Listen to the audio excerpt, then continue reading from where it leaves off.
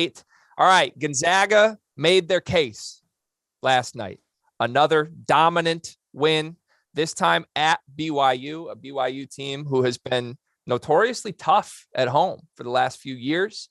Bad week for BYU. They had a couple losses this week, but this is about Gonzaga. This is about Gonzaga reasserting themselves. They were the number one team for a little bit.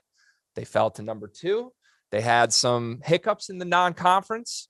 And as they typically do under Mark Few, they are humming in conference play yet again. Chet Holmgren buzzing on the draft boards. He's been mocked number one by a couple different people this week. I'll put it just point blank. Is Gonzaga the best team in the country right now? Coach Steve Prohm, what's your answer? No, I mean, I'm very impressed with what they're doing. I'm not gonna move Auburn. If I had to vote, Auburn will be number one. I could put Gonzaga two very easily. It's impressive. People can say, well, it's West Coast Conference. No, what they're doing right now and the dominant force that they're playing with, they have not won a league game by less than 16 points. They've won several by 30, a couple by 34. They're balanced. Their starting five averages from 10 points to 18.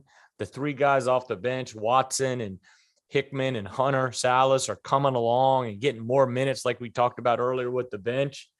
And they've scored 90 plus 8 of the last 10 games. And one of the games was 89. Very deserving of a 2 seed, a number 1 overall seed for what they did in the non-conference. What I'm impressed about Gonzaga is they're not screwing around in league play right now. They are dominating. My biggest takeaway from last night is how many teams does the West Coast Conference get in? BYU's in 5th place right now in that league. Are they an NCAA tournament team? Can that league get 4 or 5 teams in?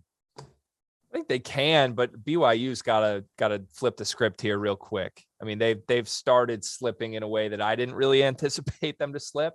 I think I may be misremembering this, but I think BYU was ranked as highly as 12th earlier this season after starting off really, really well in non-conference. I think they beat Oregon. Was it Oregon they beat pretty bad early, right? Yeah, it was in Maui, really bad. Or in the Phil Knight thing. Yeah, they beat them by like 32. Beat them really bad. I still think they're talented enough, and they should be, but resume-wise, I think they got some work to do. But you're right, that conference, St. Mary's, San Francisco, both look like absolute tournament teams for me right now. And you got to hope at least BYU can get there to make it at least 4 for that conference right now. But RC, your take on Gonzaga. Is this the best team in the country right now? They're number 2. They may be number 1 tomorrow. Should they be? No, I'm not going to penalize Auburn, but they personally, how I feel, I think they're the best team. I think I've been high on them all year. I think they'll be the team that cut down nets.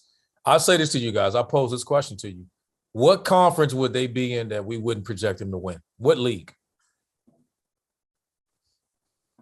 I'm not. I mean. Yeah. What league? I think they got depth. They throw, but no matter what guy we talk about, they got bodies to throw at them.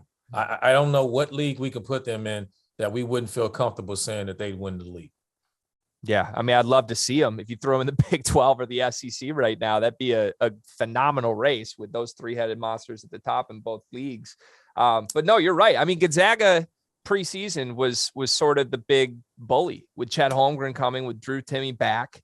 I think everybody anticipated this to be the number 1 team. And then I think the moment that changed, or at least they fell off the narrative, was the loss to Alabama. But again, we know this Alabama team can beat anybody any given night. Like, as much as Alabama is up and down, I believe they still have the most quad 1A wins, which is the elite win category in college basketball.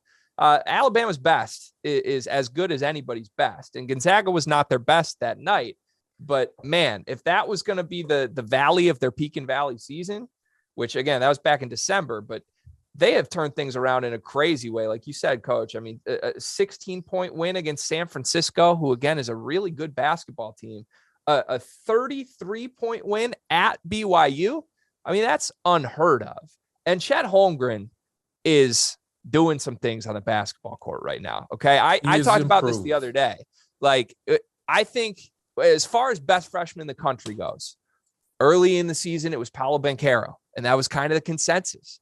And then Jabari Smith sort of had his coming out party, and he was doing things that, quite frankly, Paolo wasn't doing on the floor from a shot making standpoint.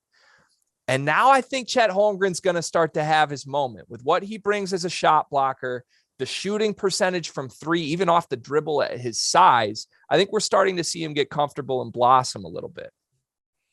People are going to take notice of him and see him as tournament time comes around. And that's when they're going to get appreciation, where the East Coast bias comes in and you're just not having a level of respect. One, not respecting how good that league is this year. Like you said, San Francisco, St. Mary, they'll be there in the end. I think they'll cut down the nets is my prediction, but we'll get to that.